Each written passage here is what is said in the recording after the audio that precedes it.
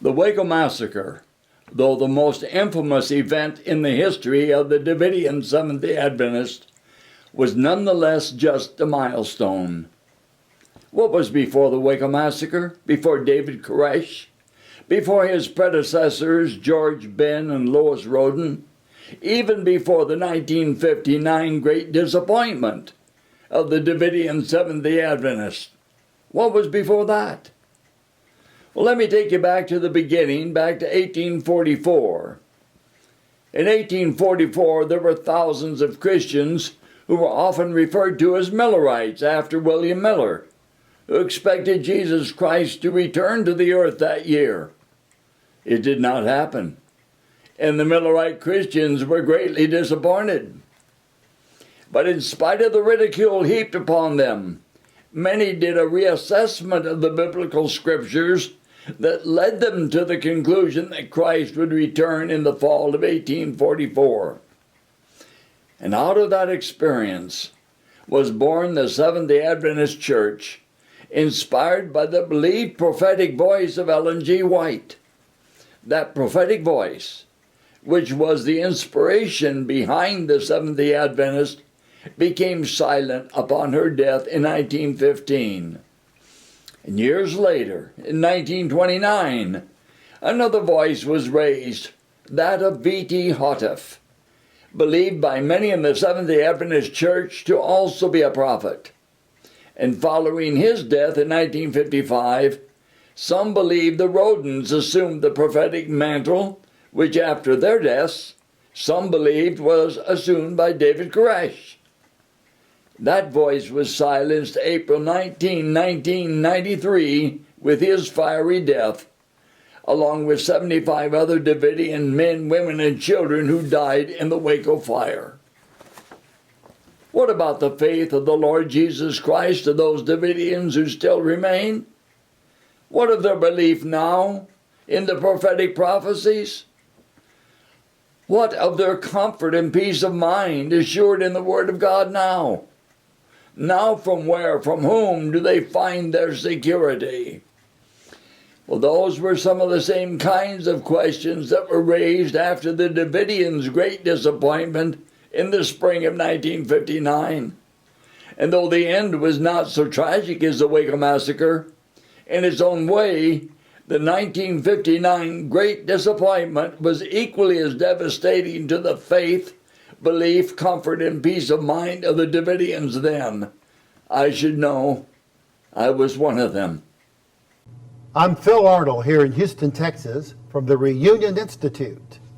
And today we're going to be talking about something that most Americans have heard about, but they don't know very much about it. 25 years ago in 1993, in Waco, Texas, the federal government surrounded a religious community called the Branch Davidians. And when this episode was over, we had over 80 dead Americans, many of them members of the Branch Davidian Church. And although some of us have heard about this and we know something about it, very few people understand and realize that this group has a long history and tradition in Waco going back over 60 years. Today, we're going to take a look about this tradition and about their past history so that you can realize more clearly that this religious group that was destroyed in 1993 was a religious group that had a tradition, a history, had people serving in the church community for many, many years. Today I have with me Dr. James Tabor from the University of North Carolina, who has written a book on Waco. Why Waco? Dr. Tabor is, as I say, from the University of North Carolina and was instrumental in trying to help resolve the crises at Waco in 1993. But we have a special guest with us too, from Southern California, Mr. Dudley Goff. Welcome to the program today, Dudley. Thank you, Dr. Phil. Dudley was actually an eyewitness to many of the things that happened in the origins of this religious community in Waco. In the 1940s and 1950s, Dudley lived there at what's called Mount Carmel. So today we're going to find out firsthand from an eyewitness exactly what it was like to be part of the Davidian community. He can tell us about the early origins and history of this community. Mm-hmm. Dudley, we're so glad to have you today. Glad to be give us here. Eyewitness You bet. information about it. Yes. Tell us about your first thoughts about Waco and about what it meant to be part of the group. And then we're going to hear some information from Dr. Tabor that I think will relate this to the American public. Well, obviously it was a shock to me. It didn't impact me quite like it did you and Dr. Tabor, I don't think, because you had a close involvement at the time of the assault on the Davidians at that time. It impacted me because my history goes way back with them before David Koresh ever came on the scene, before there ever was an entity with of a branch Davidian as it was seen there in 1993. Yeah, David was born in 59, I think, right? David? And 59 was almost like coming in really late. Well, absolutely, yes, because 59 was the year I left the Davidians because of the tremendous disappointment that we had, having predicted certain events were to take place in the spring of 59, actually April 22nd, 1959. They didn't materialize. And as a result of that disappointment, which heavily impacted me as it did others, it's like the Bible says, the shepherd is smitten and the sheep are scattered. Oh, yes. Well, we scattered because those things did not take place. Well, that was the year David Koresh was born. Yeah, and that's what the public doesn't realize. Yeah. Like, I had never heard of the Branch Davidians. I'd heard of the Seventh-day Adventists on February 28th, when the Bureau of Alcohol, Tobacco, and Firearms did that initial raid out at Mount Carmel. But I didn't know this history that you're even going to tell us. And working on the book, I began to learn some of this. But I want all the people listening to realize most of us heard of David Koresh in 93. He goes back to 59 when he was born. He wasn't leading any group. He was a baby, infant, newborn. And yet you, at that point, had your whole history. So by adding you to the story, we're getting this incredible living link to the whole story, and I think it's vital to understand. Well, my whole history then with the Davidians ended in 59 when David Koresh was born. Yes. So then I have to take you from 59 back to when I got involved, and I can give you a little bit of information as to what was preceding that. This will be very helpful to us because, and I think to the people around the world who are interested in this whole topic, because it will give us a context to understand what was happening in 1993, because it's part of a river. If we can go back to the river and get back to the source of the river, which goes back at least 100 years, we can understand what happened more clearly that way. Well, tell us a little bit about the beginnings of what the Davidians were and their origins with the Seventh-day Adventists and some of the leadership there, Dudley. I was raised a Seventh-day Adventist, so it goes back before my birth that I'm an Adventist. So that would be like 18... Well, 1931 I was born. Yeah, but this would go back, as you said, 100 years. So back to the 1830s, 40s, 50s. Oh, yeah, right. Yeah, till the Millerite movement, actually. It was the Millerite movement, the disappointment that Jesus didn't come in 1844. Yeah, that was William Miller. William Miller, yes. Yeah, he was a Baptist that really studied the prophecies of the Bible, the book of Daniel and Revelation. And a lot of numbers there, mysterious numbers. He tried to put them together, and he came up with a date of 1844. And the expectation was that the Messiah, Christ, Jesus, could come at that time. Well, and it was a huge movement, as I recall. It really, Hundreds of thousands of people were at least interested. Basically in the New England states is where it was. And I would say from my study of American religions, I'm more of an ancient historian, but I'm interested in apocalyptic groups, Sure. that think the end is near. Yeah. Miller, in some ways, kicked off this whole history that we have in American religions with the Mormons and Jehovah's Witnesses and other groups, and even Baptists and evangelicals that are studying these prophecies of the Bible. Like the Hal Lindsey type of interpretation. Especially Daniel and Revelation, the two mysteries. Yes, right. And interpreting them. Yeah. So the movement, the Seventh-day Adventist movement that you were born into, You're right. already had a 100-year history Right. when you were born. Absolutely. And because yeah. it came out of the Millerite That's right. disappointment. Yeah. And then under the leadership of the founders of the Seventh-day Adventists, that would be Ellen G. White, a woman who wrote more words and more literature than I think any other American female. She wrote hundreds of thousands of words. Under her leadership, the Seventh-day Adventist Church grew with hospitals and universities, and they continued to publish and try to interpret the prophecies of the Bible. Let's say that's from about 1850, and they're still here with us today with millions around the world.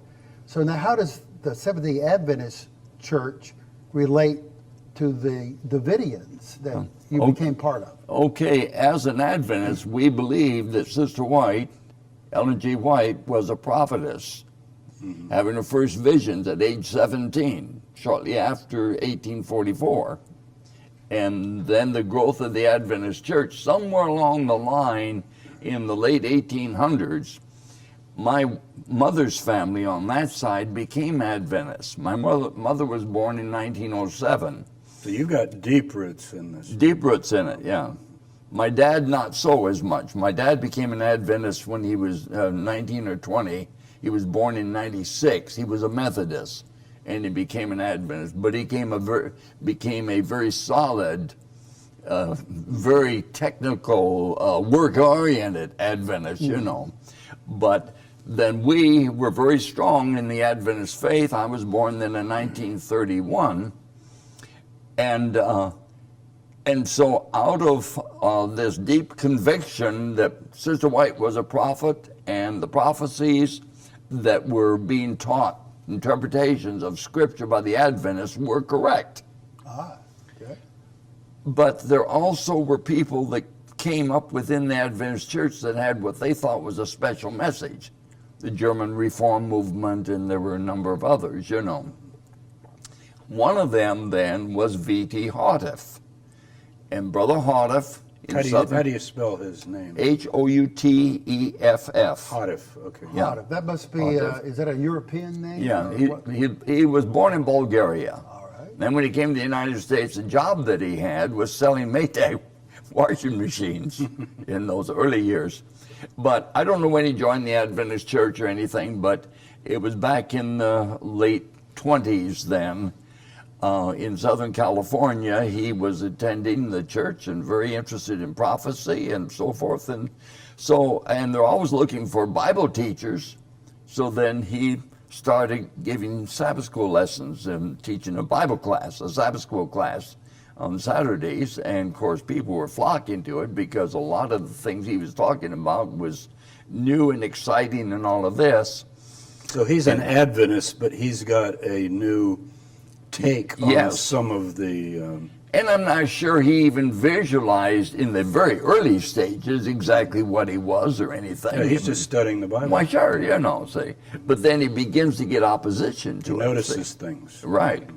And so it comes to a point then that there is a showdown, in a sense, between him and his teachings and the Adventist ministry, and they were very courteous and kind to him in the early days, and he was very amenable too. I mean, he was open to Well, what they gave him a suggested. hearing. They gave him a listened. hearing. They said, "Yeah, you take all the time you need to explain your message, and we will listen." And then he's saying, "You take all the time you need to rebuff it, to prove it wrong."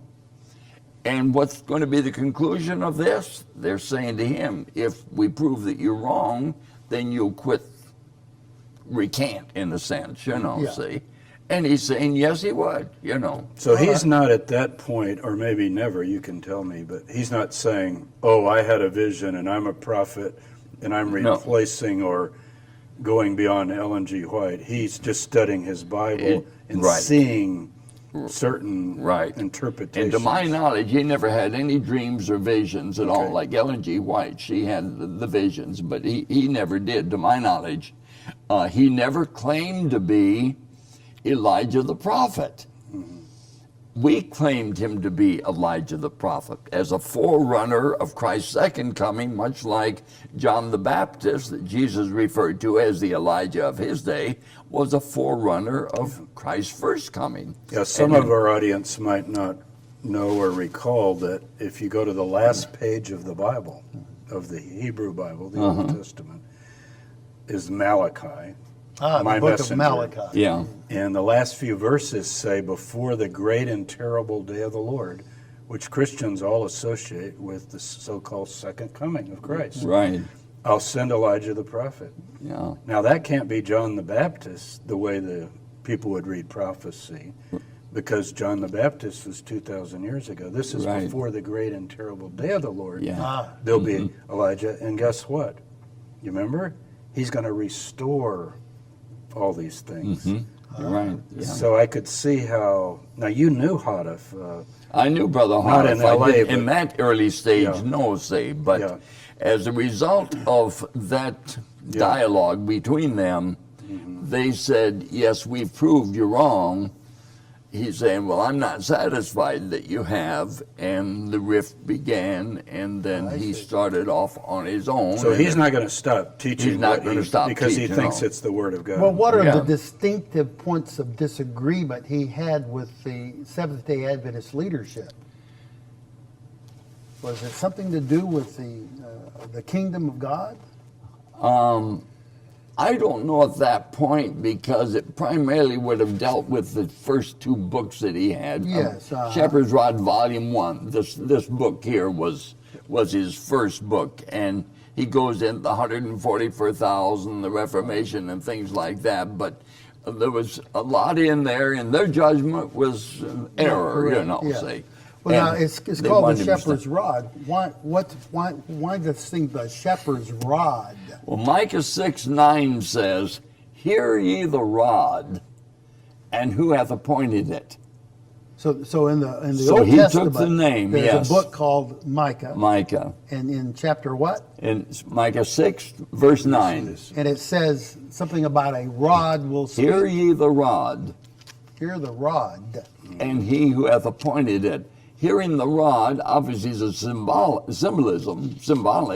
but it's the message of the rod. And he took it and applied it to his book, The Rod, the message So of the this was rod. published while he was not in Waco, Texas, but Los Angeles. Oh, this is in Los Angeles. Very early. And Notice probably- it says on here, the 144,000, there's the rod, yeah.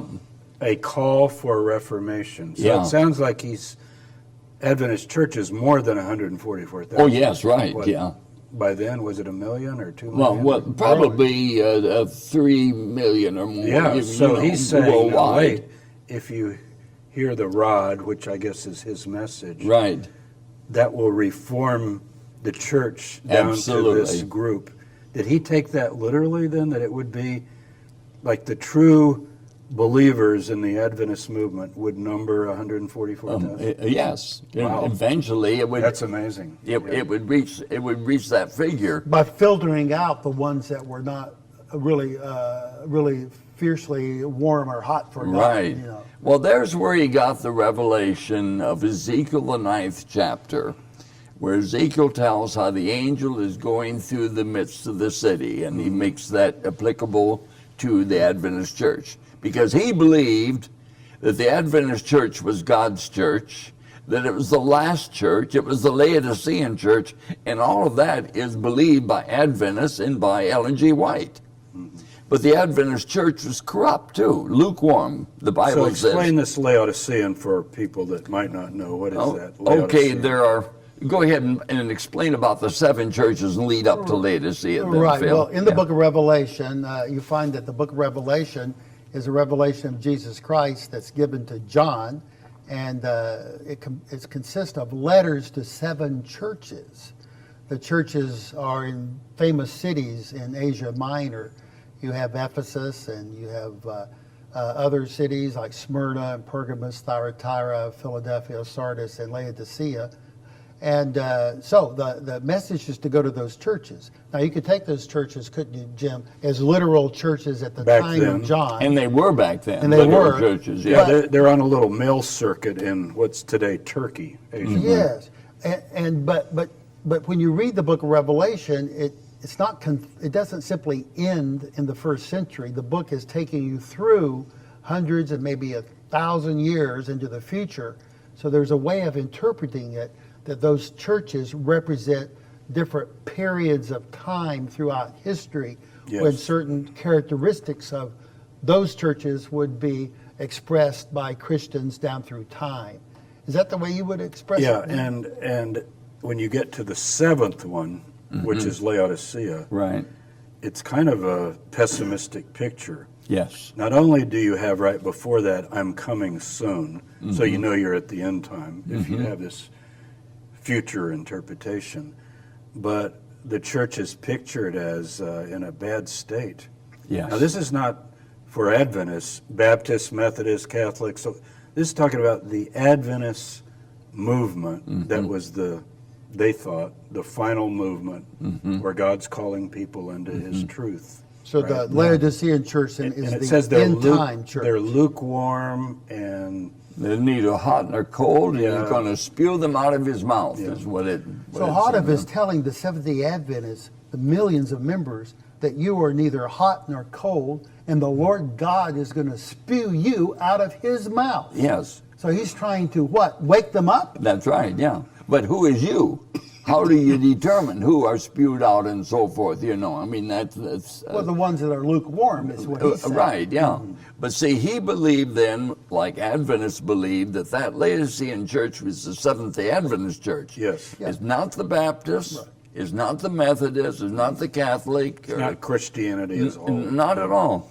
This little church, the Laodicean Seventh-day Adventist church that came out of the Millerite movement, that God has put His stamp of approval on and proven it through the writings of Ellen G. White, that is the case. And for Brother Olive to come along and say, well, no, we're starting something else. That wasn't it. He comes along and says, hey, we're a part of it. But now God is giving additional light. You talk about the spewing out, the lukewarmness of the Adventist church. What's the next step? How is He going to handle this? Oh, you go to Ezekiel, the 9th chapter, and he says that He's going to send the angel throughout the city, and we interpreted that the city of Jerusalem, that is the church. The people of God. Spiritualize it. But the people of God in the Adventist church, not the people of God in the Methodist church. Right. Or any of those, but in the Adventist church. And that angel would go throughout the church over a period of time and put a seal in the forehead.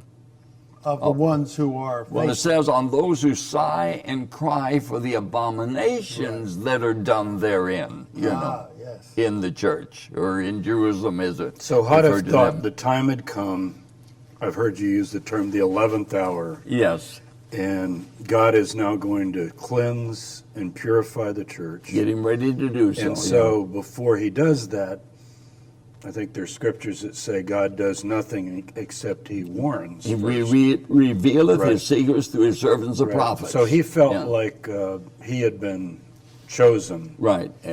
As And the that's prophet, way back in Los Angeles. Yeah, that's way back. So how does way he back end up Los in Angeles. Texas of all places? Well, Because that's how we know is Waco, Texas. let me finish up that one part Okay. of it Yeah, there. go ahead. See, once the angel has gone through and sealed all of those that are to receive the seal, that are crying Protected, out for the abominations in there, following that then are what are termed the slaughter angels in Ezekiel 9.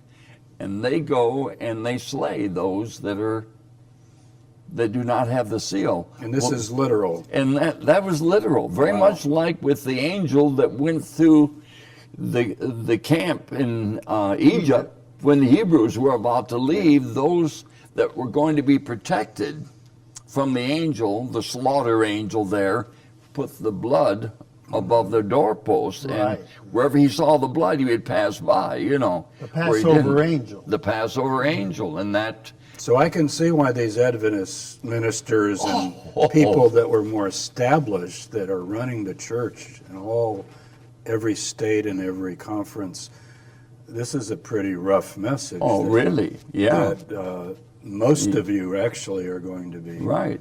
judged. And so when you talk about the sealing and then following it, the slaying of those that aren't sealed, wait a minute, who are these sealed ones? Where else in the Bible does it talk about a sealing? Oh, it's in the Revelation. It talks about 144,000 that are sealed, 12,000 out of each of the 12 tribes of the children of Israel. We reject the Jews because they killed Christ, so we're like all the other denominations.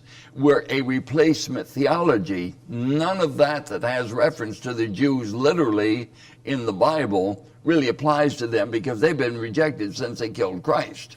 So that was the position. That was the position of Univ back then. And the Adventists. Back then, and the Adventists, you know. Because whenever then the prophecies talk about Israel, it's now applied to the church. It's now applied here. And of course, the verse quoted most often for this is where Paul makes a statement in Galatians that if you're Christ, you're Abraham's seed and heirs according to the promise. Mm-hmm. So all of the promises made to the Israelites, to the Jews in the last days, bringing them back from all nations, back to their own land, setting up the kingdom and all that, that's all spiritualized. Yeah. They were confiscated and right. given over to the And so we spiritualism. took that as Adventists and Davidians as applying then to the 144,000 spiritual Adventists and all there, but a literal fulfillment of it, setting up the kingdom. So the 144,000 would then eventually go to Israel, to Jerusalem, to the kingdom. Now that's Hoddif's view. Right? That's Hoddif's view. That wasn't the Adventist, no. Explain that a little bit. Yeah. What's the Because difference? we're different from the Adventists Right. on that point. Because that's a big point. That's a big. So you got a slaughter, but you've also got a completely different interpretation of the kingdom of God. Yeah, and for them, the slaughter was that allegorical or oh yeah, whatever. They wouldn't accept that, but it was the anticipation, and maybe that goes to the crux of it here before I explain further. That sealing of the 144,000 would continue until a certain time. And Brother Hoddif died in 1955. Mm-hmm. Something has to happen, but what? And after his death, there were those of the Davidians, and I was a part of that arrived at the conclusion that we had 3.5 years yet to warn the Adventist Church of what was happening, at the end of which would come the slaughter. And it was that I referenced and that we were thinking would happen by April 22nd, 1959. So that, as I recall, in the book of Revelation, those numbers, 3.5 years, yes, 42 months, 1,260 days, right? Those are well-known numbers. Well-known numbers, yeah. So now you're thinking we're in that very period, that's like right. a countdown. Yeah. Hoddif is gone. Yeah. And now then it comes up ticking. to that, and I'm very much involved in that aspect of it. And so when it didn't happen, it was absolutely devastating to me, as it was to others. So let's go back though, before and we left before the disappointment. Okay. In 59 Yeah. April, you don't have a lot of time to get the message out. So I remember you telling us. Could you tell about how you went out on trips and these charts we have here? That's a flip chart, and that we used in giving the so Bible you would get in a studies, car with a partner and you travel and you're trying to get the word to the Adventists that the hour of judgment has come, right? Yeah, right. James, let me go back a little bit further then to my starting point, and answer to your question a moment ago from Southern California in 1929, that's the next step. There was Brother Hoddif and the few there in Los Angeles moving the headquarters to Waco, Okay. to Old Mount Carmel in 1935, and there were 12 original persons that came, including Brother Hoddif, and came to Old Mount Carmel on the Did he west feel side. that number was significant? 12? He did, but what I read on it, it was not planned. They didn't have any money hardly, so they said, we've got to make the move. We've now made arrangements to get this property, 375 acres on the west side of Waco, overlooking the bluffs overlooking Lake Waco. There, just cedar and just lousy, rocks and all this. No one wanted it, but we got it for nothing almost, kind of thing. See, I don't know what they paid for it, but a minimal amount.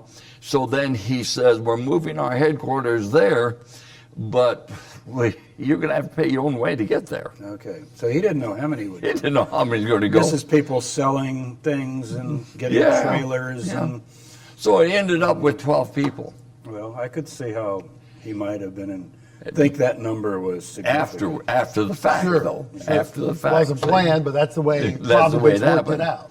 And one of those there So that was 1931. that was, 35. 35, yeah. 31 was when you were born. Yeah. Yeah, right. In 1935, that was it. And one of the persons was a lady by the name of Charbonneau.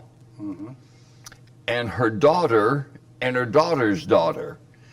Her daughter's daughter was Florence. Florence became Brother Hoddif's wife after they moved to Mount Carmel. She was late 17, early 18. So Mount Carmel's the name of this property you got. Mount Carmel was the name of the property, as it was even in 93. I mean, Yeah. Mount Carmel, except it was a different piece So of that's property. the real beginning of the Waco the real story. beginning of it, yeah. Not 1993, but You're right, yeah. 1935. Almost 60 years. 1930. There is a 35. Mount Carmel in 1935. Absolutely, yeah. And an interesting thing you might find just kind of interesting, that Charbonneau, that lady, when she died at Mount Carmel, she was the first one to be buried in the cemetery in Old Mount Carmel, overlooking Lake Waco.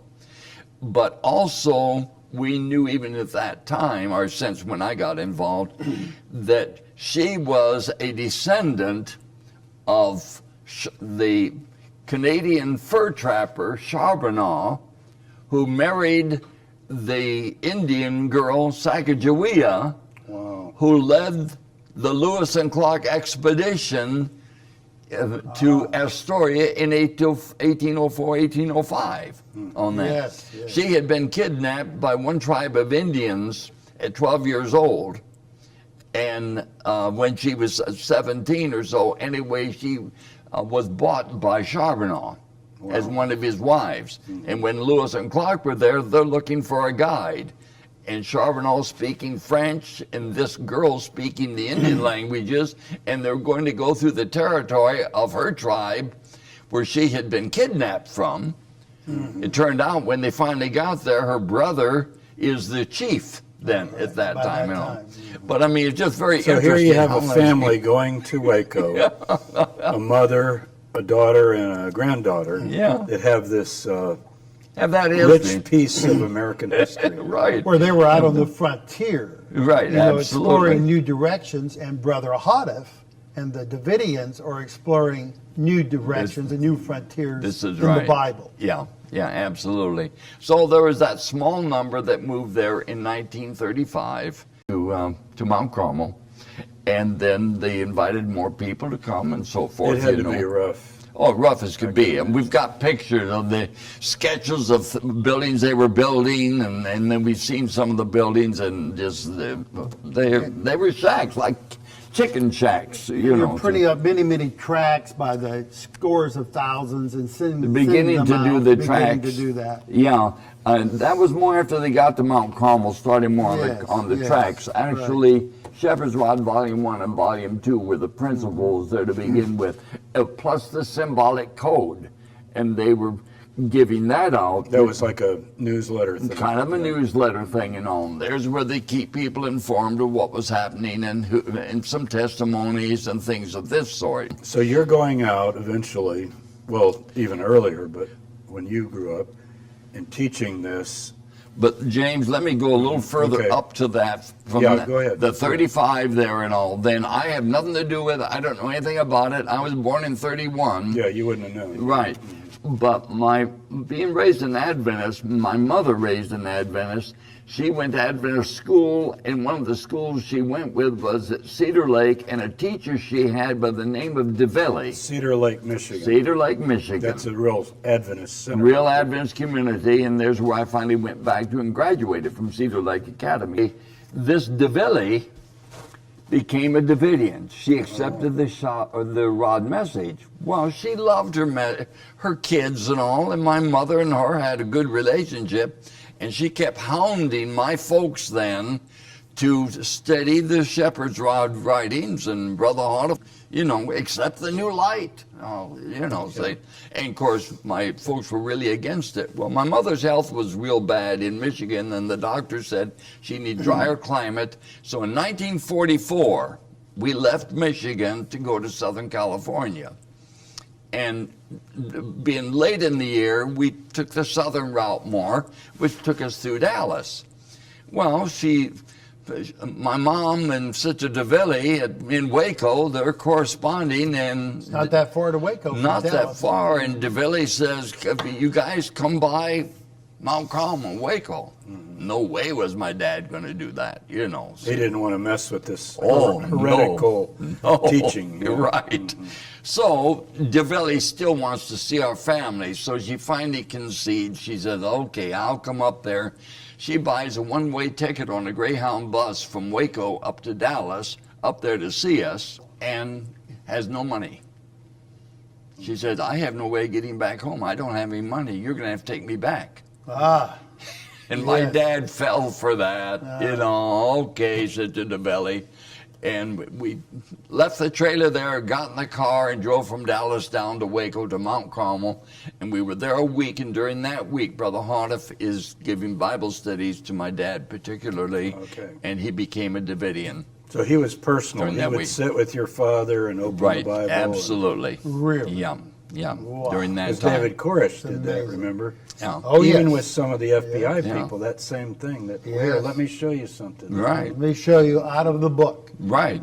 Now, my brother and I, this didn't mean much to us. I'm 13 years old, Yeah. my brother 12, but they had kids there. You're probably so we're climbing- having a ball. Climbing trees, running Oh, around. yeah, going all over the place, and then just really neat, really neat. So then we left there after a week and went on to Southern California, and then started attending the Davidian congregation there, which was the largest in the nation other than Mount Carmel. There, What city was that in? Los Angeles. Okay. Because Los that's where Angeles. Huddeff had started. That's where it so- started, you know. And there's where I met, we may refer back to this, but there's where I met Mary Bell and her mother. She was a child, maybe a year younger than me or so, but they were Davidians. We'd pick them up and take them to the meetings. And so that's how I knew her. She eventually becomes the wife of Perry Jones, who was shot at the entrance with David Koresh when the BATF. February February 28th. 20th, yeah. So Perry Jones, that was killed in 1993, you knew him? I knew him, and Way we'll back. touch on that way back, but not that far back. Knew his wife Yeah. that far back.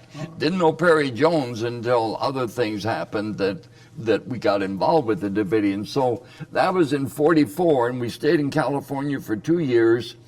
And in 46, Brother Hardiff contacted my dad because he was a landscaper and asked him to come to Mount Carmel. He didn't invite anyone to Mount Carmel unless there was a purpose and they're doing something there, other than maybe an older person. He's that not needed just a trying to restroom. gather a bunch of No, people. not at Yeah. all. You had to have a job, and they needed you, because my dad was a landscaper, and Brother Hardiff was thinking ahead.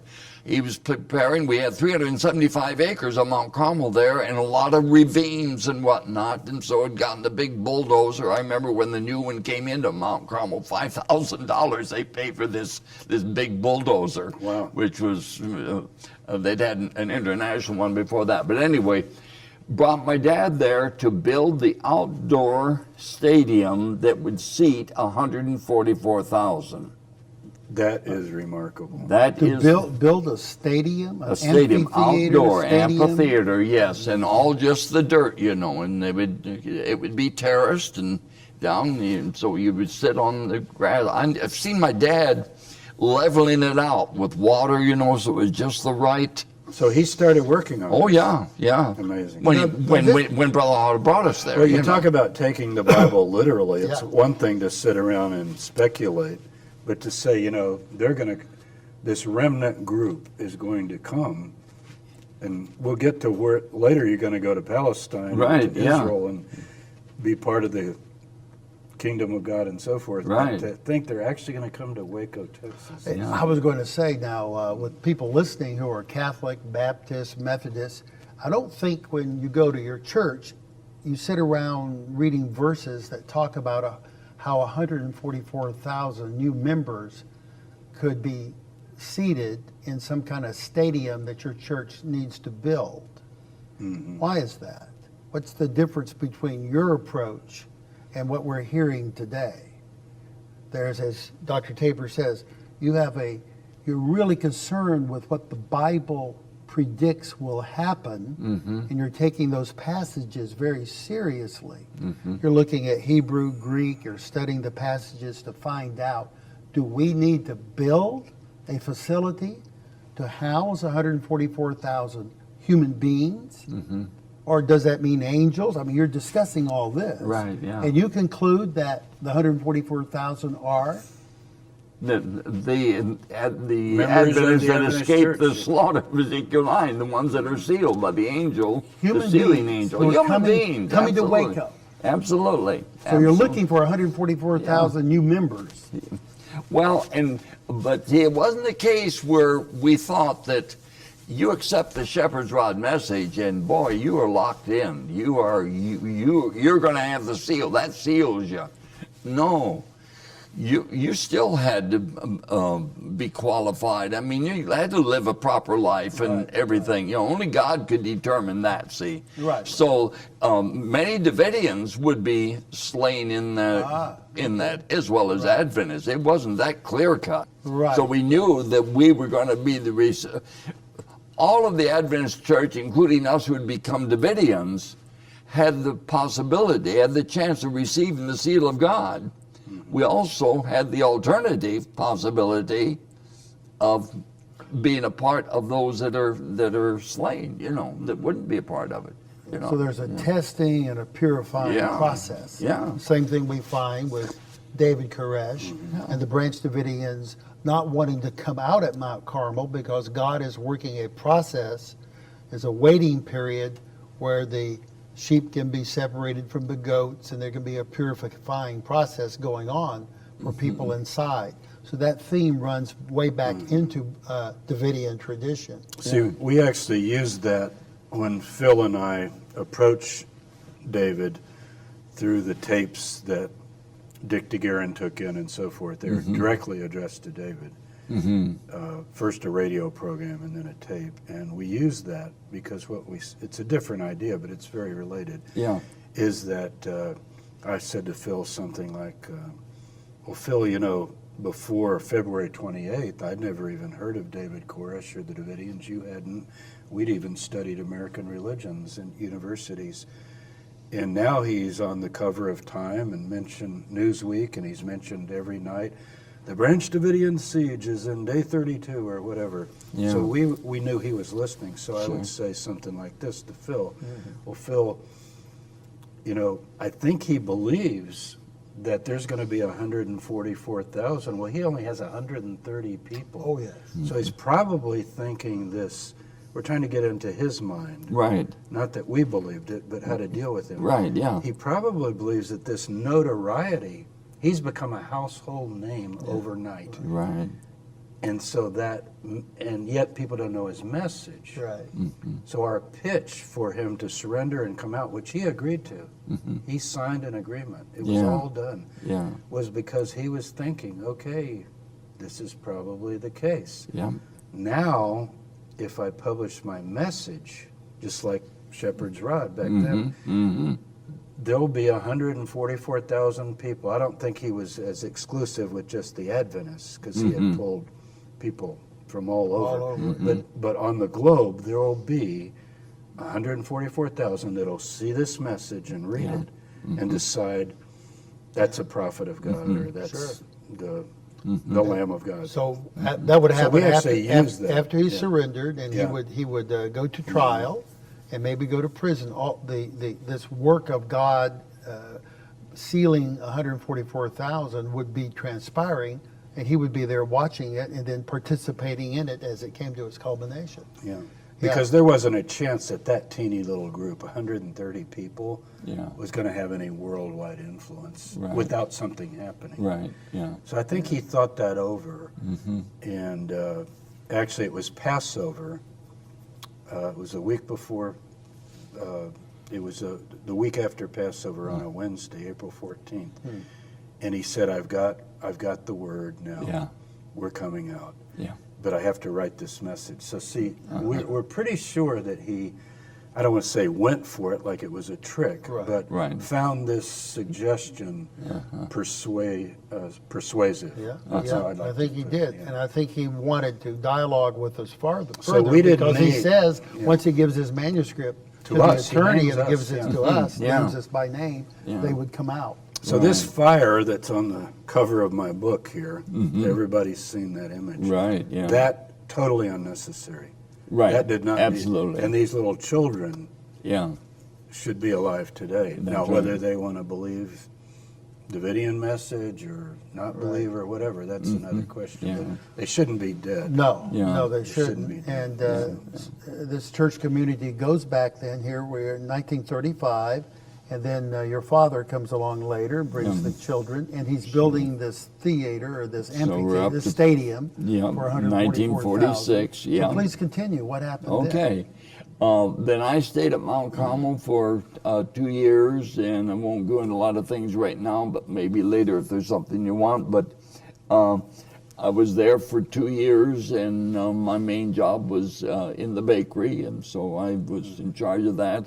I had close relationship with Brother Hardeth because of things he was having me do, developing food. The first granola that you would probably have, Really? we would have had there, you know. I mean, starting, but we'll go into that later. So it's in 1948, that's 2 years later, and my folks were not having, things weren't going real good between my folks, and my mom left, and with her family and all in Michigan, goes back up there. And so she and the family are wanting to get me out of Mount Carmel. And so they're making arrangements for me to go to Cedar Lake Academy, which is a boarding school, an Adventist school at Cedar Lake, and which I did for 2 years. My 11th and 12th grade I took there because of my experience at Mount Carmel in the baking. And I needed money to go to school at Cedar Lake Academy. Then I had the job, I was in charge of the bakery and everything there at Cedar Lake. So I was able to make a living and get me enough through class and all, and graduated from there in 1950. And then I was headed in the summer for Emmanuel Missionary College, Andrews University, as you refer to it now. You were going to be a minister. I didn't know what I was going to do then. I You're thought gonna the study chances the are Bible, pretty yeah. good I would be a chef in an Adventist school at college or something like that. I wasn't sure. But anyway, toward the end of that first semester, I decided I want to go back to Mount Carmel. I wasn't comfortable about everything. So I went back Christmas of 1950, it'd be almost 51. You felt a pull. I felt a pull to go back, but I didn't trust myself enough to be able to make the break, because I went back with my mother and drove her that whole distance from Battle Creek, Michigan down there, and but left all my stuff. I couldn't trust myself to go back to Emmanuel Missionary College and get the stuff without them talking me out of it. So I got one of the young men at Mount Carmel to go with me and borrowed my dad's pickup and drove back to Berrien Springs. Well, now I'm committed. he's with me. I've got my dad's truck. You got to go back. Yeah. I've got to go back. Yeah. And they tried in every way under the sun to get me to stay, and I think they probably would have succeeded if it hadn't been for that. But I returned to Mount Carmel and then got quite immersed, involved in things that were going on at Mount Carmel, and feeling, hey, that's where God wants me. And then they paired me up with M.J. Bingham, one of their leading theologians. Yeah, I've read about him. He was major. Really major in the early years there, particularly. So I went with him around the country. You're like a Paul studies. and Timothy or something. Paul and Timothy, and I felt like it. I felt like I was Timothy, and I admired this man so much in his ability to give Bible studies. I learned to give Bible studies from him. So, and we had unbelievable were you using experiences. charts like these back in those days? Well, no, we weren't using this. We didn't have those back then. It was only after after 2 or 3 years. But you were going and visiting. Explaining Daniel and Revelation. All of that, going yeah. through these And the details. shepherd's rod. The shepherd's rod, but mostly me not explaining much, mostly just being there to help Brother Bingham. He had a bad foot. Yeah. And so he kind of needed someone with him quite a bit. And he was very tall, 6'4" or so, you know, and had a cane and everything. I about killed him a couple times. And here I am, a 19-year-old kid, you know, and I'll tell you some of the funny things that happened. But so you were really getting convinced. Oh, really? More and more. This is it. This is the final message. We're very near. We were up in Canada among the Ukrainians, giving Bible studies there, but they were Adventists. Yeah, see, Adventists are all over the worldwide. Northwest. They're worldwide. So when you returned then to Mount Carmel and you became more persuaded, more convinced, more committed, more into the spirit of what was going on, you were able to sit there and personally listen to Brother Hodeff. Right. What was that like to you at that time, looking back at how Well, you were it then? isn't even just then. Probably where the feeling was the strongest before I ever left Mount Carmel to go to Cedar Lake. We didn't bring any of the timely greetings with us, but I would sit there in the chapel, and Brother Hodeff would come out with his Bible and open it up in whatever scripture he was going to be working from there, and his wife was seated in the front on the left-hand side. Florence. That was Florence there. We didn't have recorders then, but she was very good stenographer and typist and all this, but she was taking in shorthand every word he spoke. Then later on in the week, they would go ahead and transcribe that, edit it, and every other week they would put it into a timely greeting. So there'd be 2 messages in a timely greeting. Okay. And those are sent out to the field all over. But So people all over that believed or were on the way to believing. yeah, and many that didn't, you know, if we had their addresses and all. They It would, got a timely greeting. oh, it was a timely greeting. But I would sit there and listen to Brother Hodeff, and as a young, you know, here I am, 17 or so at that time, listening to him, I can't say I felt like I was in the presence of God. I mean, I wasn't looking at God. It wasn't God speaking necessarily. But what a privilege for me to be here to hear the words of God coming through his prophet, his latter-day prophet, the Elijah of Malachi. Yeah. of Malachi that precedes the second coming of Christ. I mean, I was just, and so I just drank in every word, you know, I mean, but it was the aura of it. It was the spiritual high, or whatever you might call it. But it wasn't because he was, because you've told us this, it wasn't because he was this flamboyant oh, not at all. orator or He wasn't that. It was more just opening the Bible, This is right. going through. Very calm. Now that's so interesting for 93, Oh, yeah. because see, we didn't know Koresh and all. We Right. started listening to the tapes, and he also, maybe they had a similar style. It could have been part of the culture. The thing that was important wasn't, you know, your voice or being this charismatic speaker or anything like that. It was literally who's the angel that comes from the east in Isaiah, and who's this, and what you said earlier. Where else do we hear or read about a sealing? Oh, maybe Revelation 14 and 11 and so forth. So it was more that Putting the puzzle together. you felt like you were Right. getting knowledge. Absolutely. And when we talked, I was going to say this earlier, I'll put it in here, that everybody's like, why won't they come out? I'm talking about 93. Why don't they come out? Big question people asked. Yeah, why didn't they come out? What's wrong with them? Are they brainwashed or what?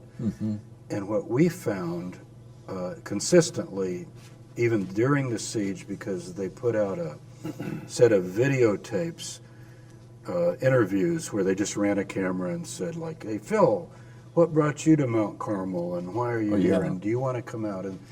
And they didn't sound brainwashed at all, but almost every one of them would say, well, I'm here because I was, a lot of them Adventist, and I studied the Bible, but now this teacher has shown me the way to put these things together. Now, of course, David claimed to even go, he believed in Hadaf very much. Oh, yes. Yes, he He did. claimed to be the seventh and final messenger to whom all the mysteries of the prophets were revealed. You know, and so they felt that, and the FBI got those tapes. There are two of them. I think they're on YouTube now. You can watch them. Yeah, videotapes. Yeah, videotapes, and they said, don't let these out to the public. So we didn't know till after they were dead. Yes. Because he said it will create widespread sympathy for the human side of the Davidians. Because they're just talking. And by the way, I want to point this out. If you look at who was there, a couple of them, Steve Snyder, graduate degree, Wayne Martin. biblical studies. Wayne Martin, a Harvard lawyer. I'm not saying they're all that way. No. Livingston Fagan, A diverse community. graduate school in English. England. So Hispanic. it was a Bible. I would describe it as a intensive Bible study community that lived together, prayed together, and studied together. And it sounds like that's coming directly from this heritage.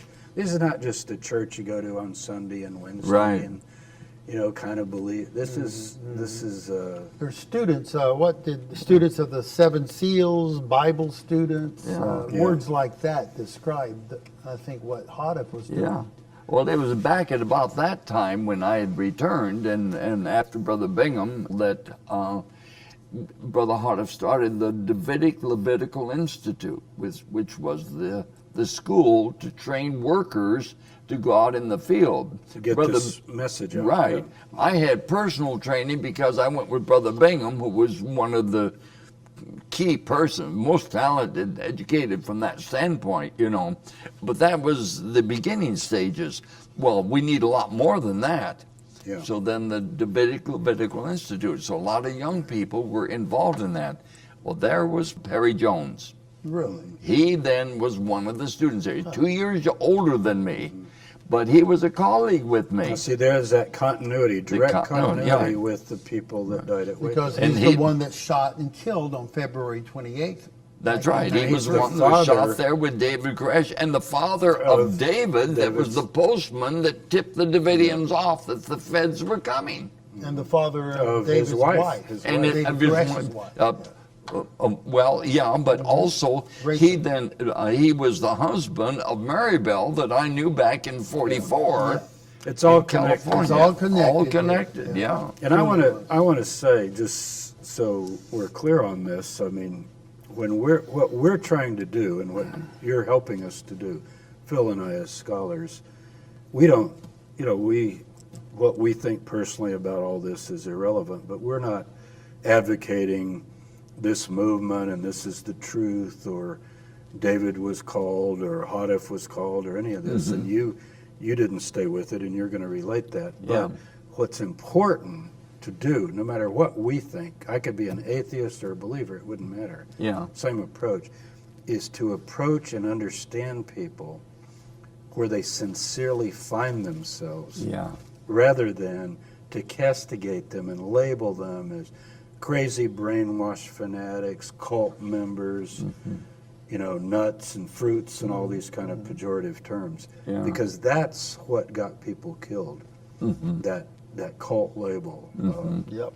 And so I want everybody to know, as you're listening to us, we have tried to get into that worldview in order to understand what went wrong. Right. And we'll talk about this more toward the end, but we think there's some positive light in the future on dealing with groups in terms of the government, Yeah. because we've had meetings with FBI Sure. and things have been changed. But you're helping us to really understand what it felt like. So I want to go back to Hotif, though, because he's gone. Yeah. And what was it like just talking to him, being around him? What was his personality? Okay, You got I've any got stories. I've got to give you a story here, and I was so impressed with it. Brother Hotif was strict in a lot of ways, and we had a dress code, and we had our own money, and What do you mean your own money? we made our own money. We made Like our a own script, money. like- Script, yeah, and we'd have a card for eating for the cafeteria. I didn't need it that much because I worked in the You were the kitchen. chef, Yeah. See, I was. So yeah. you're paid that way. They didn't have to come up with outside funds. They could Absolutely, say, yeah. Here's your thing for your meals, and here's this. And When we first went there in 1946, because I wasn't in the cooking end of it then, it's my dad that they're concerned about in making the outdoor amphitheater and so forth. But these kids have something to do, so they put me to work with Brother Berliner from Switzerland, who was in charge of the aviary, the bees, Okay. And so you'd make the little squares with the wax on, for the bees. And I was paid 17 cents an hour. In the script. in the script for Yeah, that, see? yeah. But you could buy a ticket for $5 of the script, buy a ticket that would last you about a week in the cafeteria. You can buy a $3 one or a $5 one. A $5 one for hungry people lasts about a week. And they'd punch it 1 penny for a slice of bread and, everything, see? It was that. But we had our lives to live. I mean, interesting things happening, but one that was real interesting, we lived in a trailer, my brother and I and my mom and dad, and we were on the edge. We're down we showed you in the pictures of in camp. Yeah. And then the main administration was about a half a mile away up, And by then, you've got some good buildings. Oh yeah, by then, some good buildings. right. But we're down in camp close there and with our trailer, but we're at a precipice that sort of led down to that dam to I was telling you about, and the farm and the barn that they made there and the pump house and the dairy and all of that, see. Quite steep. But we were in a trailer 26 feet long, and I decided I don't want to stay in the trailer anymore, and I went into one of the trees that was on this precipice and built a tree house. All right. So I was living in this tree house. Well, I got a little more interested in radio. One would listen to the radio. So I strung a copper wire 125 feet in length through the trees from my treehouse, got a little crystal set, and I could listen to the radio stations, the two, WACO and KWTX. All I could get, but that was kind of fun and exciting. So I'm living this way, doing my thing, and Brother Hotif hears about it. So he calls me to come up to the apartment there to see him, and that was after work and in their apartment, and I'm in his kitchen there, and Florence is doing dishes or whatever, and he's sitting there at the table, and just as nice as could be, and we chatted a while, and I'm sitting on the floor with my back against the wall. And finally he said, Dudley, he said, I understand you're living in a tree house. I said, yeah. And so he talked about that a little bit. The way he treated me was phenomenal. I just, a terrific father-son relationship. So he wasn't reprimanding you. No, not at all. He was But kind. he was telling me, he said, hey, we're not monkeys. You know what I'm saying? He said, you can't live in the treehouse. And so after discussion, a bit of it, and I didn't argue with him or anything, it was that I have to tear down the treehouse how and not old live were there you? anymore. That was probably 16. Okay. So he had a way of persuading you Oh, in a yeah, kindly yeah. way. But it's so kind. And it's on there. And he wasn't flamboyant. Like we talked about in speaking, he wasn't flamboyant. Right. But he also was not looking for attention, pictures, and all. Almost never let anyone take a picture of him. Really? I really had to con him in almost to that one picture of me and him and another of my buddies there. And you've seen that picture, you know, the three of us. And I finally was able to talk him into doing that. But he was not arrogant, cocky, lorded over anybody. He never claimed to be Elijah the prophet per se. He never said that. We said it. We believed He it. didn't walk in the room and here's Right. Elijah. Yeah, none of that kind of thing. So I really loved Brother Yeah, Arnold. I really you respected mentioned him. Florence. She's younger, I think. She's quite a bit younger. Yeah. What was she like, personality-wise? Because later, after he died, you even knew her better. Oh yes, yeah. What was her? Give us a feeling about her. She was very knowledgeable of Scripture and very kind. She wasn't an arrogant person. I had to work with her a lot with the 11th hour call when I finally got into that. I guess we'll go into that in a minute. But That was a radio program. the We'll get to radio that, yeah. program, yeah. Yes, a very gentle, kind person. You saw her interacting with other office staff and all. You didn't see any competition or irritation or anything like that, you know. It was, Pretty bright, studious kind of person. oh, very, very bright, yeah, my land. She could do, in typing, she could type 140 words a minute on manual typewriters, which you had back then, you know. Why, that's as fast as you'll talk. And of course, she knew shorthand, and because she took all of his messages there and everything. But it came to the point where the school graduated enough individuals, and Mount Carmel decided that it was important that they be sending people out as well as just mailings. So they started the field workers ministry, and about this same time, then to finance it, they were selling off building sites on Old Mount Carmel. That would help finance. And by this time, people are more interested in the nice views overlooking the lake and of Lake Waco and all, you know. So it wasn't a desolate, snake-infested area like it was when we bought it. And so as a result of that, then they were able to finance the work into the field, these workers going all over giving Bible studies to Adventists. And then, but needing property, so then they decided to buy a piece of property over on the other side of town where this all happened. 941 acres, what they bought Yeah, there. so we should just explain use the term Old Mount Carmel. So Old where Mount you Carmel first came versus as new. a kid is the main camp. Is the Old Mount Carmel, But then yeah. eventually you sold some of that, and there's another property. Yeah. And that's where, Where later, David Koresh was. after Near Elk.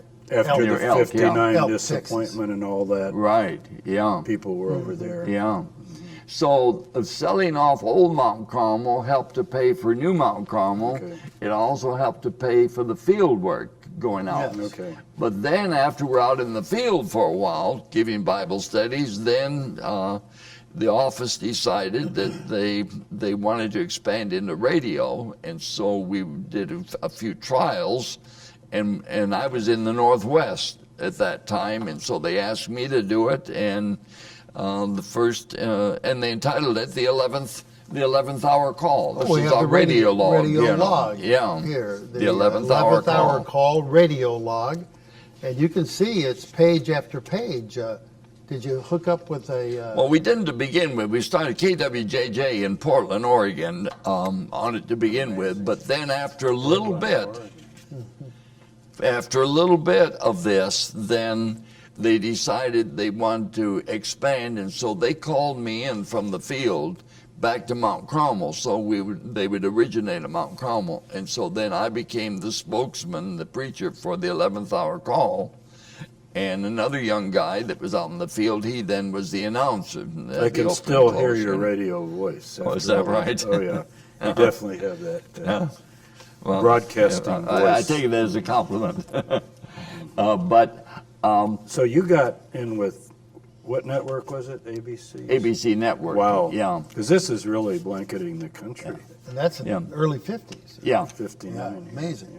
So there's where then I started working with Sister Hardif more and more, because I So wrote that's the messages. Just after the disappointment then. Well, no, May 59. yeah, but no, this was that was still there, you know. Okay. But it was But the all broadcast before. was earlier, All yeah. the broadcasts were earlier, and that. Okay. So you're working with Internet. Florence. And working with Florence, and so everything had to be approved by her. So I prepared the message that I was going to give this week, a half-hour message, but then she would go ahead and edit it, and if there should be any errors theologically or any other way, she would handle that. So she and I worked very closely together. In fact, my home was a home right next to the office. I've shown you pictures of that, which is the same thing you see with David Koresh, the group there, that same building. But working with her was just so neat. I mean, it was just hand in glove, and she was so kind and helpful. And so that was my relationship with her, probably was the greatest at that time, you know. Though after the disappointment, everything else, years later, after she left the Davidians and moved to California, remarried, then went up the Northwest, and her brother and his wife up there with them, we would see them quite often, you know. Remain friends, you know. So as we're going there to around 1950, 51, 52, the radio program's going.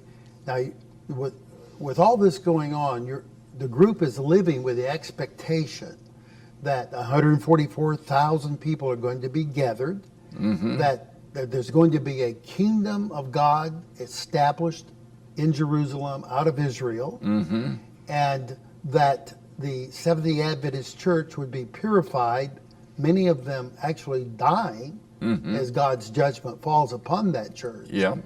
And that's the faith that's motivating the community. Right. It's causing all these details about who's chef and building this building and creating this printing press and radio. It's coming out of this faith. You're that right. you really believe that God is put This in is the right. Bible. Yeah. You're living with that. Yeah. And Hardif is telling you that's going to happen. He's the voice that's proclaiming it. He's giving the rod message. That's right, yeah. And then we get closer and closer to 53, 54, and Brother Hardif dies. He died in 55.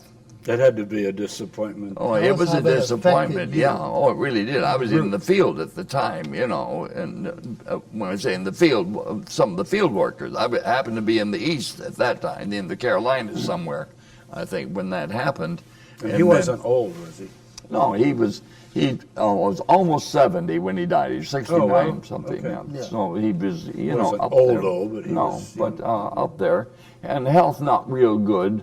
But it's still, upon his death, we still felt we had to keep going. In fact, became more involved because, and I had nothing to do with the determination of this, but I believed it was right with Florence and the council determining that from approximately his death, there'd be 1,260 days or 3 years, 3.5 years, that we had to get this message out. Yeah. So you didn't give up the belief in it. You actually When he died, ramped it up. It wrapped it up. Yeah, It was ramped up, you know. But the thing of it is, it didn't come up to the date and we spiritualize or anything. This is going to happen. That the news tomorrow morning is going to be hundreds of thousands of Adventists found dead. Yeah, that's So you're looking for a literal fulfillment Absolutely, of prophecy yeah. that people are going to perish Just like the Absolutely. ancient Egyptian firstborn perished Absolutely. in the Exodus. Yeah. And when you know, without a shadow of a doubt, and have all the proof of it as you see it, that this is going to happen, and that day coming it doesn't happen, you're not spiritualizing it or anything else. All you're saying is we're wrong. And that was devastating to me. You didn't know beforehand, but someone later figured out that that was actually Passover, which makes it even more chilling to think, because the whole image of Passover and it ended up on the Jewish calendar being Passover, April 22nd. But we never knew But you that didn't know then. that till later. Not at all. But can you tell us about that day? Because I read that you actually were one of the people are coming. Maybe 500 to 1,000 people had gathered, waiting for something to happen. Yeah, there were about 1,000 there. They called it Tent City. And you were one of the speakers in the tent. Yeah, I was the principal speaker, partly because I was the speaker on the 11th hour call. So, I mean, I did a lot of them, but others spoke also, other of the workers. And you showed us, do you have there, you put out that... We feel that world conditions are such, in line with prophecy, that all nations are soon to gather against Jerusalem's battle. In fact, we expect that to be this spring. And with the Right, yeah. like the Waco papers are covering. But TV was out there. They TV's took out there. pictures, You know, Really? Oh, well, yeah. it's crazy apocalyptic group thinks that... And they interviewed me even there at one time out there. It's on I think it's on Waco Rules of Engagement. I think it that is. little clip of that. So to be sure the audience is following this, April 22nd. we're saying that in 1955, Brother Hodeff dies. Right. And then you find in the Bible a prophecy that talks about 1,260 days later, a big event would take place. That's 3.5 years. The Right. sealing So- of the So 140,000. 3.5 years later, I mean, you're waiting year by year. You're getting 1 year goes by, 2 years goes by. Where 3 years, now we've got only another 6 months. That 6 month ends, the 3.5 year ends April 22nd, 1959. Yeah. So as you get toward that date, TV, media, members are gathering. That's right. And you And the field workers all called in. called in. Yeah. This is a momentous time in Absolutely. the history of the Branch Davidians, of the Davidian Seventh-day Adventist Church. You're called the Davidian Seventh-day Adventist Church. Davidian officially. Seventh-day Adventist officially at that time. The branch was not until later on. A little after, later yeah. on. So you're gathering on that day, and you become the chief speaker, really, the spokesman. Now, here's the statement. Now, this is after April 22nd, when the group had to tell the world, well, what happened. Yeah. And I noticed here it's got 5 points. I won't go over all of them, but it says, here's what we're expecting sometime this spring after April 22nd. So there's a little fluidity. A little bit. As I recall, Florence, the wife, when she figured out what day to begin with, it's when she began to understand it. It wasn't exactly his death date. Not on his If it death. had been his death date, it's sealed. It just count from the day he died. But there's some time, maybe a week, 2 weeks, even a month or two. And the main things is it says a terrible judgment will come on the Adventist church, which you talked about. But here's something also that year, which also didn't happen, as you know. We expect that sometime this spring, God will commence to set up his peaceful kingdom in the Holy Land. Daniel 2. We've got a chart here. Daniel 2 shows the world kingdoms, Babylon, Persia, Greece, and Rome on one side, and then a stone. People can look this up in the Bible. It's a very mysterious. It says, in the days of these final kings, which is the latter age of what we call the Holy Roman Empire, which is European culture, extends to America too. The God of heaven will set up a kingdom that'll never be destroyed and it'll break in pieces. You see the image there where it's breaking. And then there'll be a war, Now that's all through the Bible. Everybody knows. Some people call it the Battle of Armageddon. Right. That's all through the Bible. The main passage you mentioned here is Zechariah 14, where these nations come down and surround Jerusalem. Yeah. And from your standpoint in 1959, threaten a second Holocaust. So now the Jews have returned to the land of Israel, reestablished the state of Israel in 48, and now in 1959, 11 years after, they're all going to get wiped out unless God intervenes. And then 1,260 days and so forth. So it sounds like you're still holding on, and yet everybody thought that it was going to happen. So much so that when some of the brethren there were pushing me to continue the 11th hour call, my response to them was, we don't have a message. I have nothing to talk about. I have nothing to tell anybody.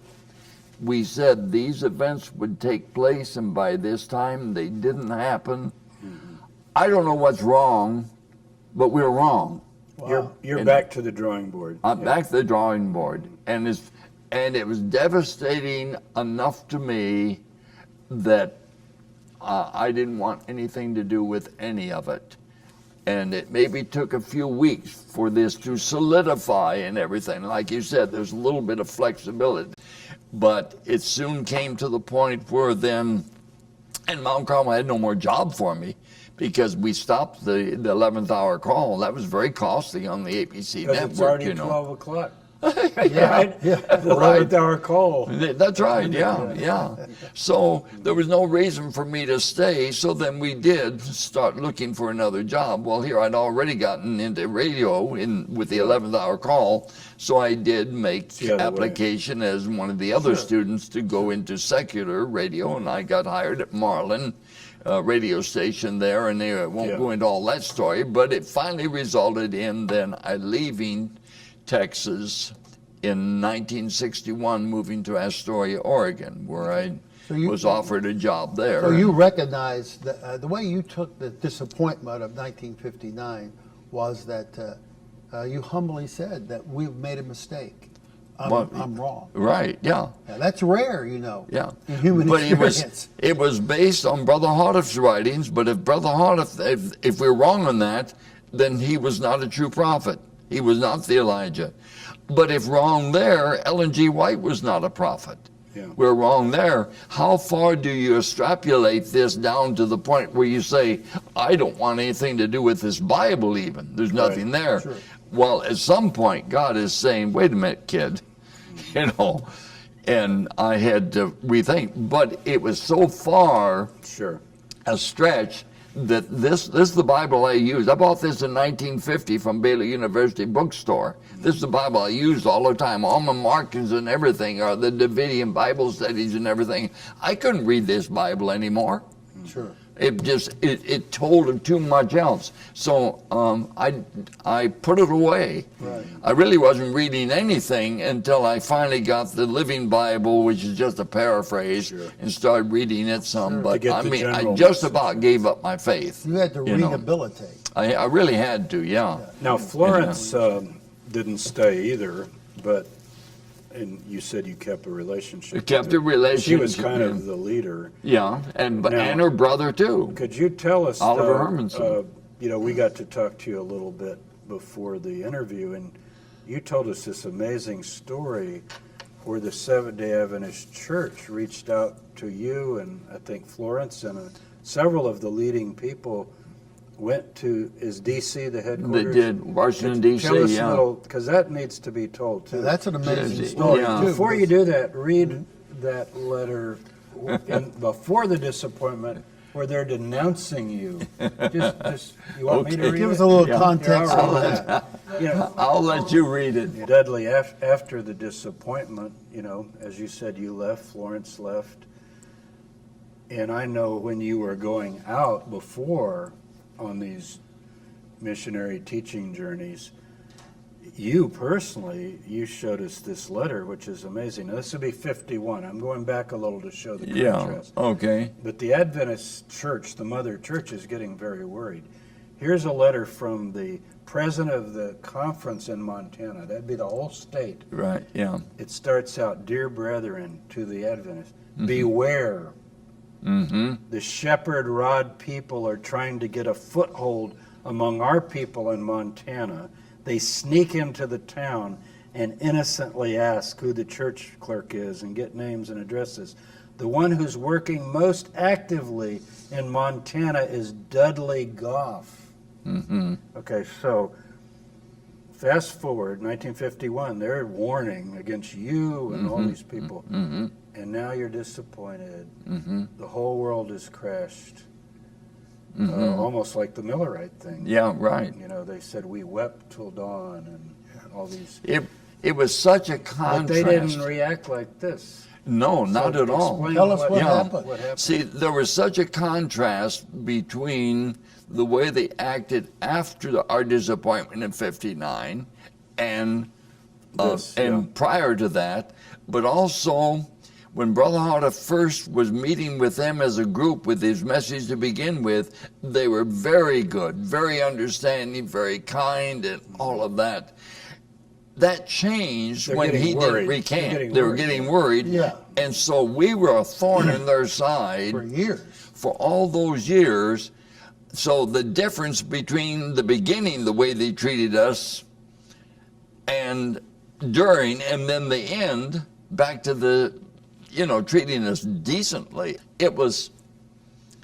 they understood because they were birthed out of the Millerite movement, a disappointment Okay.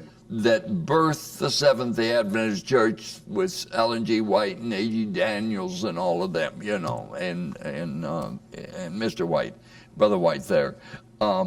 So they knew the disappointment that we had gone through, and they understood, and they came to us real heartfelt. So they had compassion. It was real compassion. It wasn't a con job or anything like that.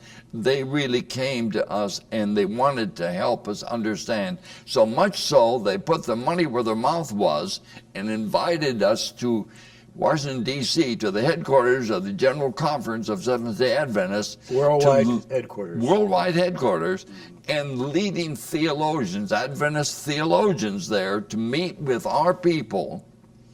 So that, and giving us an opportunity to expound to them our teachings, and them an opportunity to point out where we were wrong, made our mistake that resulted in such a horrendous disappointment in a failed prediction. So they were unbelievable. And they're welcome. They want you to come back, of course. Absolutely, and they were just super. And I was one of them there, and along with Florence and her brother and Merritt Wolf and 3 or 4 others there, And I gave a good number of the sermons to them because that's what I had been doing. Bingham was not involved then in that aspect of it, but anyway. How did you feel representing it when you were beginning to doubt that maybe it's even true? You just wanted to sort it out, I guess. Yeah. That was what it really was. So we're presenting what we've been presenting all the time. Tell us where we're wrong. Yeah, Okay. because it still made sense to you Well, sure, chronologically It just hadn't and happened. prophetically. It just hadn't but happened. It just had not happened. Right, yeah. So you were in a state of confusion. This is right, yeah. And they couldn't help us. Yeah. And when it finally was over with, it hadn't changed anything of what we'd been teaching, but we were wrong. Yeah. Well, if that's the case, then I guess I don't want any part of any of it. Yeah. I'm through. Right. But see, And even though, if I'm listening to you right, even though the plagues didn't fall and people dropped dead and all of this, you couldn't go back on the plain reading of Scripture that say the kingdom's going to get set up in Jerusalem and there's going to be this final war. And this is not an allegory. This is actually... Yeah. And there was remember, 1956 was a major conflict between Israel and Egypt. And so there were things going on. Right. So you probably had trouble, I would think, throwing that off. Mm-hmm. And again, Yes. a parallel with David Koresh in 93. Absolutely, yeah. Where there were things that he had been to Israel, he'd seen things. They Mm-hmm. were actually, some of the military training that the Davidians were doing, Mm-hmm. it wasn't to attack Americans. No. They wanted to help the Israelis. This is how strongly they believed It's the Bible. interesting. Yeah. That how are you going to go help Israel when all these nations attack Israel? Yeah. And we've got the IDF, the Israel Defense Force. Yeah. They're kind of like, well, we'll go and say, we're here, 144,000 people, and yeah, we know how to use M16s and so forth, and we'll. This is We they can believe prevent a it. Yeah. Holocaust. They Yeah. prevent a Holocaust. They Sure. believe this. They Yeah. believe this. Yeah. And that's why Waco in 93 was such an absurdity that it happened, because they never thought they were going to end in Waco, Texas. If anybody was going to die, it would be in Israel, where Zechariah says half of the city will be taken. Mm-hmm. You know, like, Right. it's a real battle. Well, Oh, it is. Yeah. defending the women holy city. ravished, the houses rifled. It says. Exactly. Yeah. Yeah. So, and Jerusalem's divided, so you could see how people would read that and go, wow, half the city, yeah, Jerusalem's Sure. divided in half Yeah. right Yeah. now. So this idea of taking the Bible literally like this and reading your own history under the Bible is something characteristic, not just of your group, but other groups. Mm-hmm. But I think your group in particular and the Koresh group, Mm-hmm. it seems to be failing in a way. Mm-hmm. But is it the people that are failing, or is it the Bible that's failing, or is it the interpretation? Of course, Bible believers would say, well, it can't be the Bible. It's only. Right. Yeah. But I mean, And it goes back. you open the Bible, and it history. does say there'll be this battle, and this is going to happen, and that's going to But happen. doesn't it go back, Jim, about to Masada and the Yes. Jewish Essene warriors fighting off the Roman legions? And they think it's in the prophecies. Absolutely. Look at Josephus. They thought that Jerusalem was not going to fall. Yeah. Yeah. But it did. Josephus is finding the Roman Empire predicted in the scriptures himself in, 70 A.D.? Yeah. I See, teach a in- course on apocalypticism at University of North Carolina at Charlotte. It's a very popular course. I'm teaching it in the spring. Fills up to about 100 students. And I don't want to be cynical here, but here's what I tell them the first day. Okay. This is biblical apocalypticism through the ages. And I include this and other groups. Groups in the Middle Ages, early church, the Yeah. Montanists, others. I say we're about to embark on a study of an idea that has a 100% failure rate so far. And they're all sitting there. What? I said, Oh, sure. Oh, boy. right, we're going to study movement after movement after movement It failed. where they thought Yeah. this was going to happen. And as one of my teachers at Chicago used to say about the first century, what they most expected to happen didn't come. Yeah. Jews were defeated, Yeah. Jerusalem destroyed. Yeah. What they least expected did happen. Yeah. The Roman Empire, rather than fall, this image of the statue falling, Right. Rome reached a heyday in the 2nd and 3rd century and started Yeah. persecuting the Christians. Yeah. So it was completely, Yeah. so.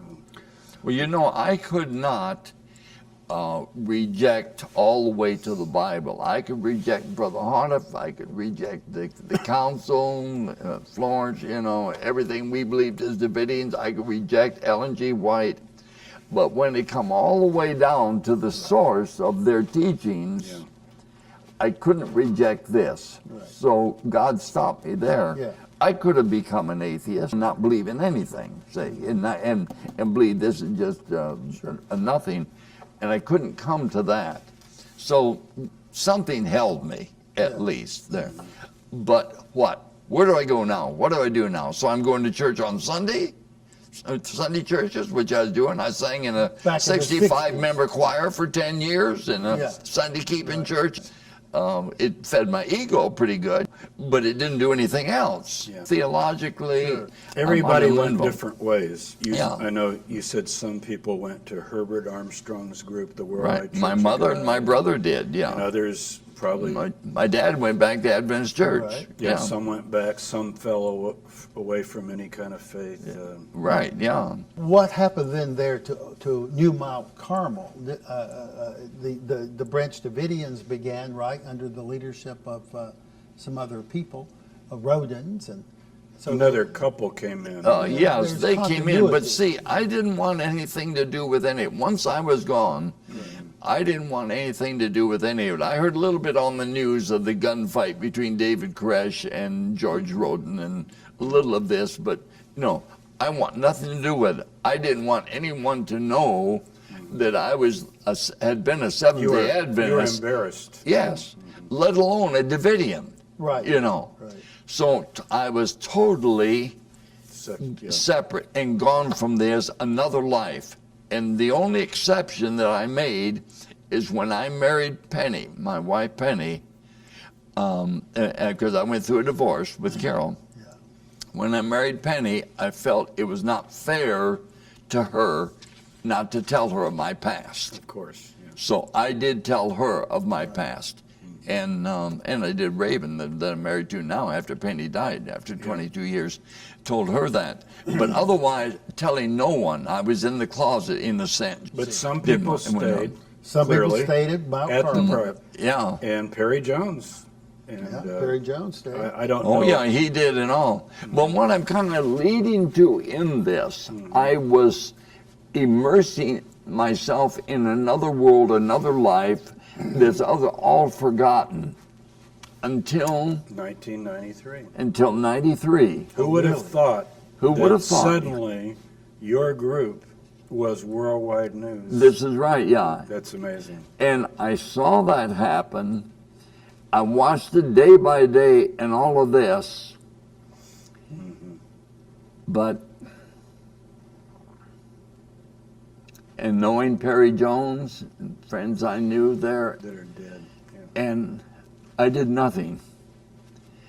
And even now, I am ashamed of myself when I'm sitting next to two men who had nothing to do with the Davidians or Mount Carmel or anything else, had no history of it, but two men who then will step out and see what's happening there and try to do something about it, and went down to do it.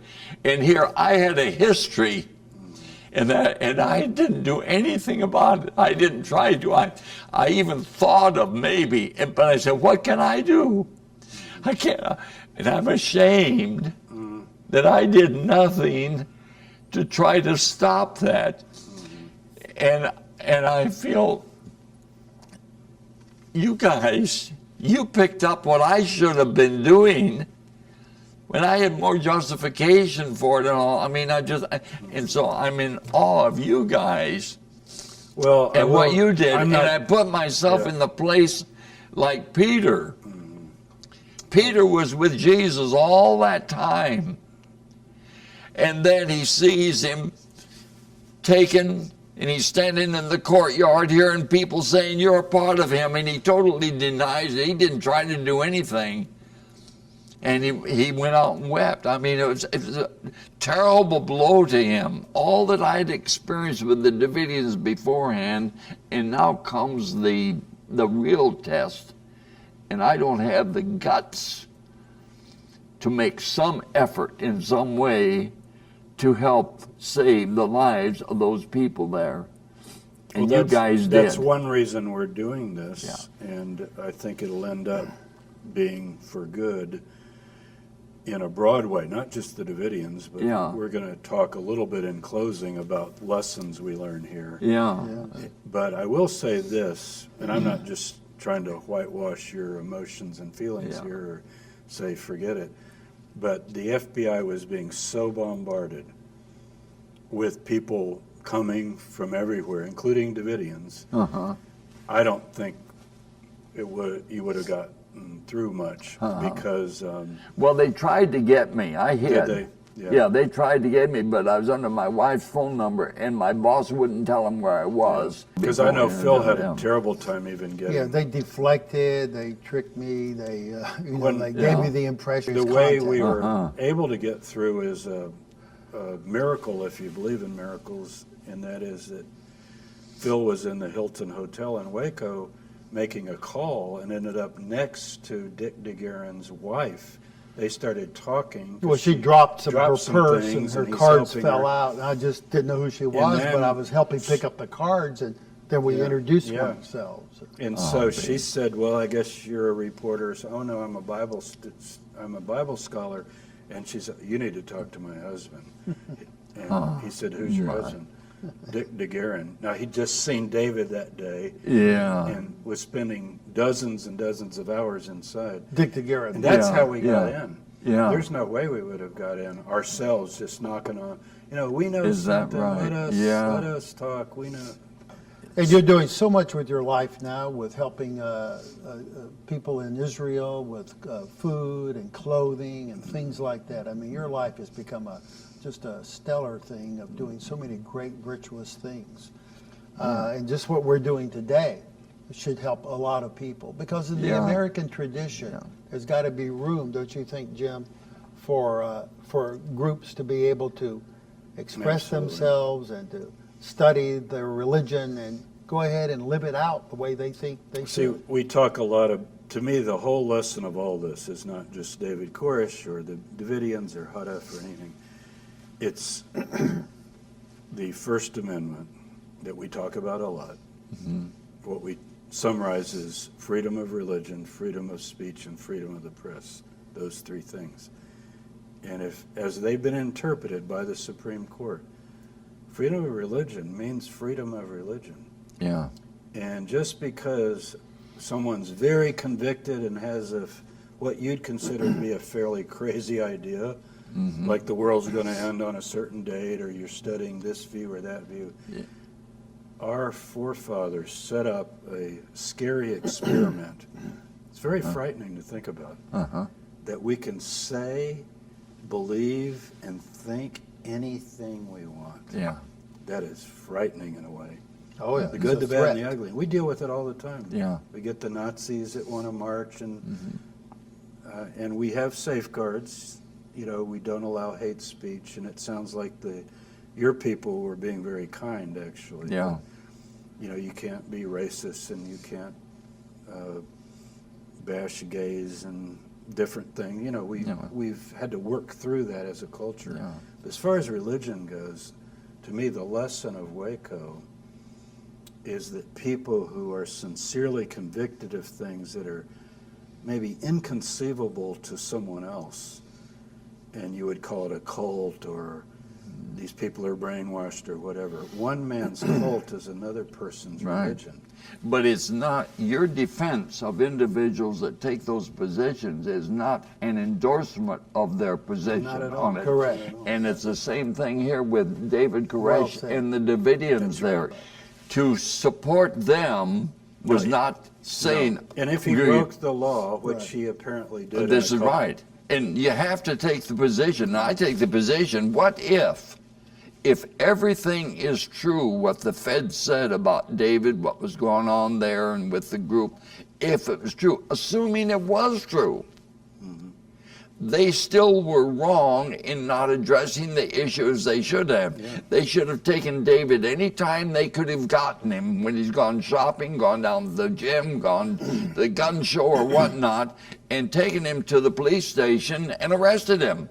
Did you know and address these Phil things. found out not too long ago that he was here in Houston at Yeah. the Seventh-day Adventist Library and a guitar shop right here in Houston just a few weeks before Yeah, the the raid. story was, when I heard that this was happening in Waco, after a week or so, I made my way to the Seventh-day Adventist Church here in Houston that was on Richmond Street back in those days.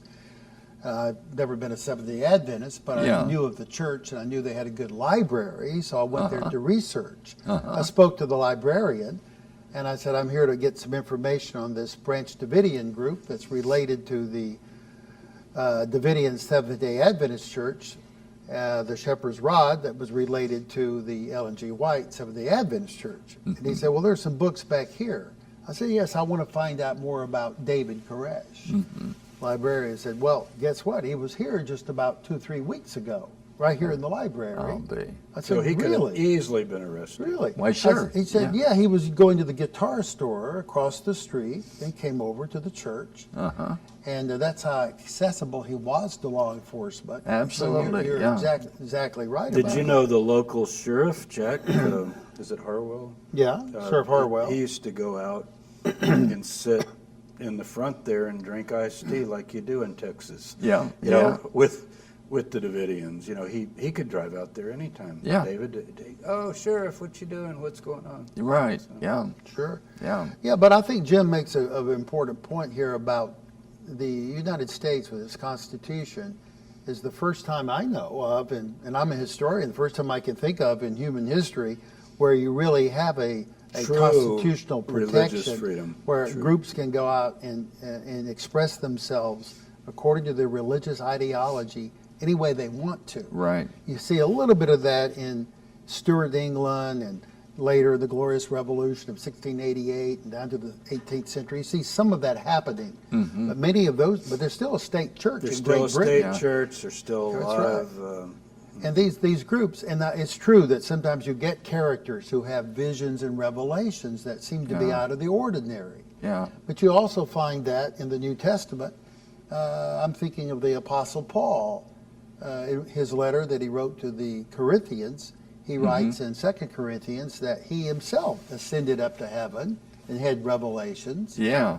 If I recall right, Dr. Tabor, you did your I dissertation did, yeah. on the heavenly ascents there of Paul. Paul, tried to put it in that tradition of, well, Paul and Jesus himself, Jesus said things like, I saw Satan fall as lightning from heaven. That's a vision.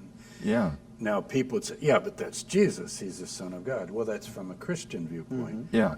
But from a non-Christian viewpoint, the Romans, the Jesus movement, you might want to call it, is what some people today would call a cult. Yeah. What we try to do now in the history of religions, in academic study religion, is recognize that some religious groups are, we call it high demand.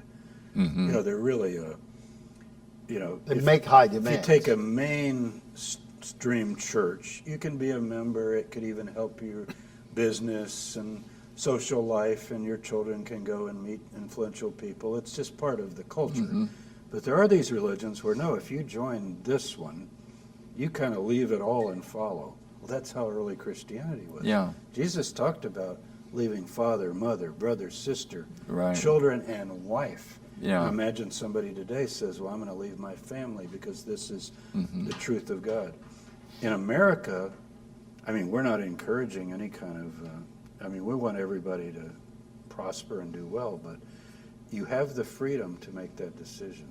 Now, my recourse, if I'm your friend and I don't agree, is to try to rationally persuade you that you're probably reading that wrong and you shouldn't do that. But I can't handcuff you or chain you or No. keep you. Do you know I get calls at the University of North Carolina all the time from parents? They might be saying, well, my child has started going to this or that. I notice you're in religious studies, some group on campus. Could you maybe try to talk to them or keep them, because maybe it's against what their family religion is. Yeah. This is America. We don't coerce people, and most academics say brainwashing is a fiction. Right. To be brainwashed means a lot of Trump people are brainwashed. A lot Right, of Hillary yeah. Clinton people are brainwashed. Yeah. Brainwashing just means you're highly convicted and motivated about a position, be it religion, politics, or whatever.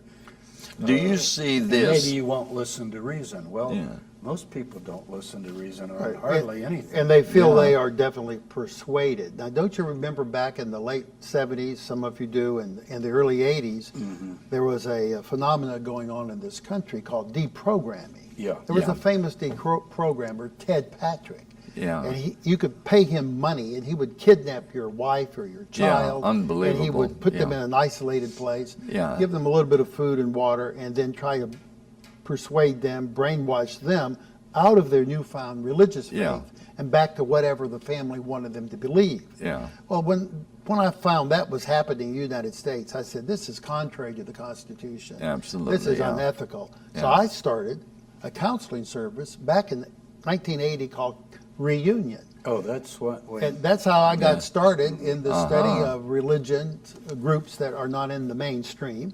And I tried my best to provide a family counseling so people who had differences could find some way of reconciling. So when Waco comes along, I'm trying to reconcile, find a resolution between law enforcement and the religious group, so they Yeah. won't have a terrible, traumatic conclusion to this clash. And so we need that, I think, in the United States. Well, do you see this terrible treatment of those you disagree with as it's been carried out through the centuries, that finally the last we're talking about here is David Koresh and the Branch Davidians? Do you see that as knowing about that, studying about it, talking about it and all, that in some way can prepare us for the continuance? Yeah. I can say one positive word about it. You remember probably 2 years, 3 years after Waco, I guess it was 2 years, 1995, 96, there was a Montana standoff with the Montana freemen. Now, that was a standoff that went longer than Waco, and the FBI had to surround that community. But in that case, the Justice Department contacted religion scholars. Some of us were actually there, giving the advice to the FBI. Phil went up there. I went up personally. Both of you went up there. Huh? I didn't. Phil did. Bill I was did, on yeah. the phone and contacting others, Yeah. and we were able to work closely with that group of FBI agents under Louis Free and Robert Montgomery, and we were able to solve that problem peacefully. None of the members of that particular group were harmed or died from it, and they surrendered, and they did go to jail, and some of them are still there to this day. So that's a positive note. I think some Sure. of those lessons were learned from Waco. Yeah. So I would like to think that what has happened in American history, going back to the Baptists who were not treated very well by the Congregationalist Puritans in the 17th century. Eventually they began to be tolerated and then accepted. Same with the Quakers. Some Quakers, as we know, were hanged in Boston Yeah. in the 1630s and 40s. But over the years, Just for being Quakers. yeah, and protesting the churches that Sure. they disagreed with, but they were actually lost their lives over it. But over the years, there's been an understanding that when someone has a deeply held religious belief, they are appealing to something transcendent. They're not just saying, in my opinion, I don't like that road or I don't like that custom. They're actually saying, I believe there's a transcendent power that I believe in that doesn't want me to do that. That's called having an ultimate concern. So in our Constitution, we now respect the fact that someone has an ultimate concern reason for doing or not doing something.